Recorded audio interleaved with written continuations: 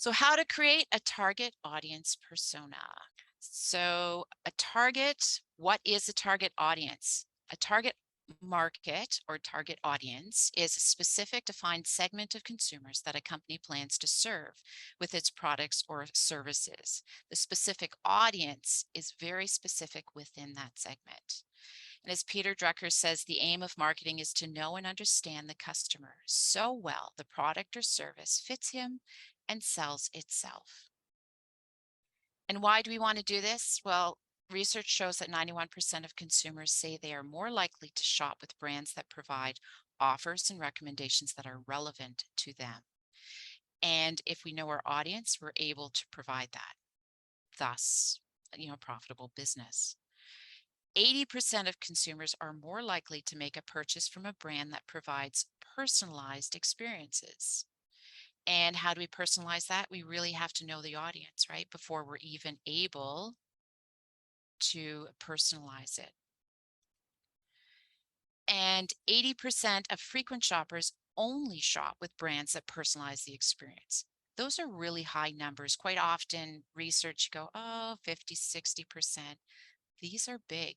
So what do we take away from this is we really do have to know our audience and right down into the granular.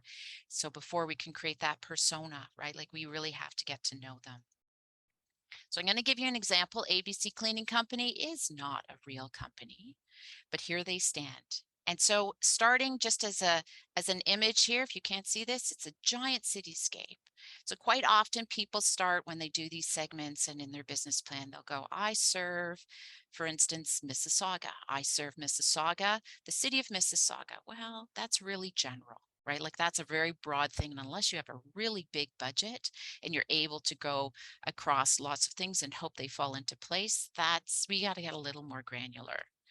So maybe we discover that for this cleaning company that they target only houses. So we're going to go a little bit outside of that. Well, I think we can dive a little bit deeper. It doesn't mean that that information isn't helpful. So now we're going to target single dwelling homes, 2 garages, X amount of windows in this suburban area. And this is a core target audience. Now, what that allows you to do is now utilize your marketing budget a little bit better too, right? So who lives? Because it's always a person. We don't target as something. Because even if you're working business to business, it's still human to human interaction. So you have to get in behind the person that's going to be making those decisions. So for instance, and I'm always very visual, the picture here is a family. It's a family of 3, but they're also inviting friends over. So they're sitting around the dinner table. And what do we see here? And actually, I would call this out for any of you guys who wants to put it in the chat. What do you see? Like just from this first instance, would you define this audience for anything? Feel free to jump in and put some notes in there. But what I see is this mom, she's pouring orange juice into her son's glass. So, and there's salads and there's healthy food, entertainment there. I think it looks like a sister or a friend of the father's there talking to them. They live in this nice house. But what it speaks to me is they like a healthy living. It's a family who likes to entertain. They love healthy food. And I see behind them lots of windows. So that says a lot, right? Like, so you're getting right down into the fact of what do they do? Who are they? What's important to them? What's the motivation? And that's what we want to put. Oh, mimosas. Oh, Emily, I totally see mimosas there too. So entertaining Sunday brunch. Okay, so that's a good example. So what do we see on Sunday brunch? They don't want to be working all weekend is what I see. So if you hire a cleaning company, now you have your weekends free. You don't have to spend it cleaning. So these are the motivators and the drivers that this cleaning company would offer. And they would go, okay, so you want to enjoy time, relaxing, you work hard all week. So if you want to sit around with the family and enjoy entertaining in a nice, clean, healthy place, hire ABC Cleaning Company. So you see how it goes? It goes from broad to very specific. What are those pain points, right? They don't want to be spending all weekend cleaning. They have a lot of windows. For example, if they have children that are playing outside, they want to be able to see them outside playing.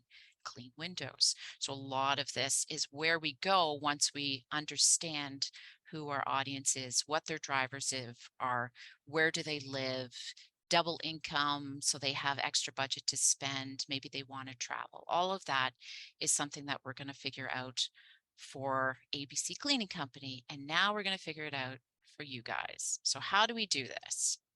First, we start very broad. So here is the stakeholder map.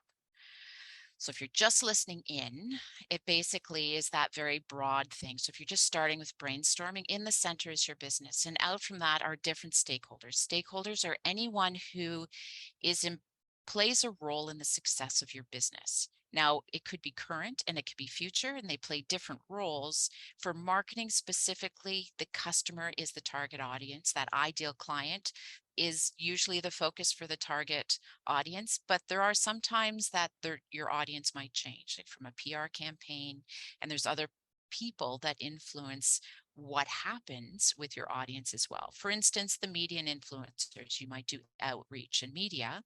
You have to be aware of your competition, community or government, who else is in there that you potentially could be doing charitable work with, partners of your organizations, employees as you grow. And then there's always investors as well. So just keep an eye on all of those people. But from a marketing perspective, we're going to focus on that customer. And we quite often use Miro, Emily and I, and you just keep updating it, right? And move things around and add them as they go. It's good to have on place. Audience segment. So now let's get a little bit more down to what kind of audiences are we serving? Now, our target audience is very specific, but it usually starts with a segment. And we have that ideal client, that primary client, that's going to spend most of your budget towards targeting them. And that'll be that primary target audience. And they are the ones that are most likely to purchase your product or service. They often will have the largest revenue and profit potential, and you are solving the problem or you're providing an essential need for this audience. They're the key player. Most of it is effort's going to go there, but there's a secondary audience too. And that's that secondary segment you should have also in your business plan. And they may be potential customers, but maybe they're not ideal. They may not be as easy to convert to sales. They may not have a great need, or they could be a smaller group, but you still want to keep your eyes on it.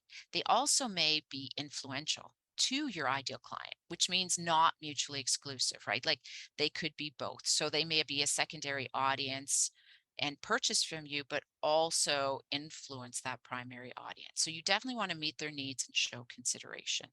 The tertiary, there's the ones that are kind of sitting in the background, right? And waiting to see. Maybe they're just very cautious and they sit on the outside. Maybe they're not ready to adopt to new digital technology if you're selling software.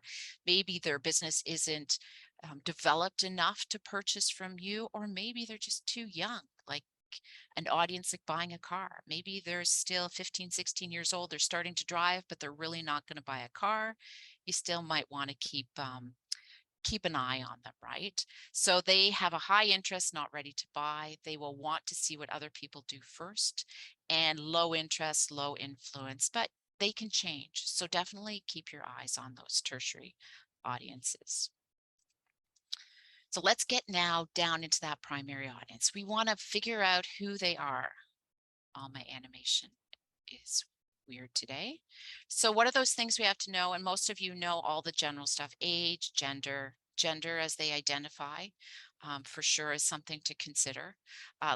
Where do they live? Where do they work? Children, those are just high level things. As you go down, there's entertainment, income, personality type, attitudes a key one, values, what's important to them. I know for Emily and I, our audience is, we definitely niche down into the sustainability, health and wellness. So values are really important for us to identify within our audiences. What are those interests, lifestyles, behavior? Depending on who you are and what you're doing, is you're going to spend more time building that out. Then we have things like questions to ask, those guiding questions, like what are their challenges? What are their pain points, right? What makes them purchase? Is it because they want to know your story, they want to know the value behind your business, or they really just want, I'm selling a product, you got to give me the right price. And then think about how you're going to help them and why they're going to choose you over someone else. Some of the other things is, how do they consume their media? Are they digital first? Are they still elderly people? And I don't mean to generalize, because I have elderly parents that are now on their iPads, but they still do like to read print, right? So definitely figure out how they consume it. Do they like video? Do they like long text? Do they like short, sweet things with, lots of pictures? Those kinds of things. Make sure you understand that. It's when it's really important for marketing. And what do you want them to do? I know that seems really obvious, but every time you put something out, figure out where they are in the funnel, what you want them to do. There always should be a goal and a call to action for them. Is there a secondary audience? And we talked about that secondary audience. To the right here is the focus, is all the research, but I'm actually going to talk about that in a little bit. So then we get into an empathy map. Ooh, so who is your ideal client? Now let's just dive a little deeper into that attitudes, right? The values and what they think about. So this is, what do they think? What are they saying? What are they hearing? And how do they feel? And if you use this as a brainstorming exercise, I would really encourage it. Just get a whiteboard, go on Miro, sticky notes, whatever that is, and it will really help you understand, because you're going to put this into your persona. And that challenges and motivators, it's a good one pager. If you do nothing else, I would really encourage you to get into that empathy, because it's going to influence the words you say, the pictures you use, and then even just the kind of medium that you're on, right? And how you're going to engage with them. So that's the empathy map. And then you can put all of this into a lovely template. If anyone wants these templates afterwards, please let me know, because we do have these. And then put in your primary and secondary. Emily and I have done this with many of our clients. We do it with ourselves, and having that list just run through is a really good thing to have on hand. It's really just separating the two. And then now for that audience research piece. This is where we get lots of questions, and you're always going on, and hopefully our discussion will continue when it comes to audience research. But there's different kinds of research, and it should be ongoing. So your primary ones, where you're getting that really rich data, feedback from people, qualitative. You're going to get that through interviews, surveys, focus groups. Mostly the big stuff is going to be interviews and focus groups. And they're used at different times. I really do encourage everyone, at least once a month, call up one of your clients and interview them. Ask them, what's your pain points? How are you feeling? Try and get someone who's going to be honest with you. Surveys, people get survey overload sometimes, but little surveys, keep them short and sweet and send them out. Even a customer feedback follow-up is always a good way to find things out for your audience. You know your ideal client. You probably, anyone's existing has clients now. Find out, how did you do? What could you do more? Is there more that you can offer to them? It's a really good way to dig deep into that audience. And then focus groups are when you're ready to launch something, to test something out. A small focus group is good. I've run online ones, and they do work not quite as well as the in-person, but you can definitely do that. Then you guys all probably have that owned data, right? It's all of your sales data, your in-store traffic if you're a retailer, your social media analytics, website traffic, and even website behavior. If you put in a hot jar or something like that, you can track heat mapping and where they are. That kind of stuff is good. You want to collect it all and analyze it. Don't just collect it for the sake of collecting it, but really take those guiding questions and look through it. It's like, okay, so what pages are they landing on your website? Where are they spending the most time? How come they're jumping off here? Do they really need this? If they're going to one type of topic, obviously that's a topic of interest to them. Then maybe you can go a little further into the primary and go, okay, so how come? Send out a survey. And so all of this combined is really where the research takes its power. Secondary research is kind of those third-party research, industry, marketing research. Social Media Examiner does a bunch of marketing stuff, what popular social media platforms happening right now. There's also online forums like Reddit. Reddit's a good one, and Quora, because you can start to see the language. You can start to see the questions people are asking.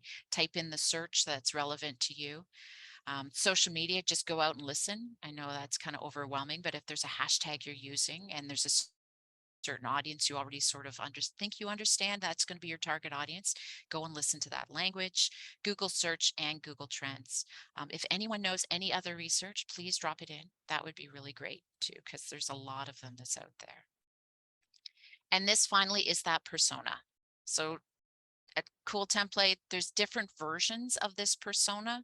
Really, it is a one pager. Put a picture, it's an avatar, it's not a real person, but give that person a name, give them an age, give them a title. Where are they? You know, write that day in a life. I just did the brand storytelling. We can share the information for that too. But really, this is the foundation for that brand storytelling, right? What are they doing before they even find you? What are those challenges? So the cleaning company, right? They go to work, they come back, they're tired, they really want this, they want that, and start to write that down so you have it right there visual for you. Values and goals is a good one to put down. Messaging strategy would be those key messages that you would be using for marketing. Top challenges, motivations, and then for sure, how we help. That would be one of those key things that you want to have, a one pager. That is your persona. So that is the presentation. Here's some guiding questions for our discussions. Do you have a target audience persona? Love to find out. If yes, how's it helped you? And then what kind of research are you doing to learn about your audience? And are you using any specific tools? What are some of the surprises you found out about your target audience after doing research? And are there any other audience insights you can share?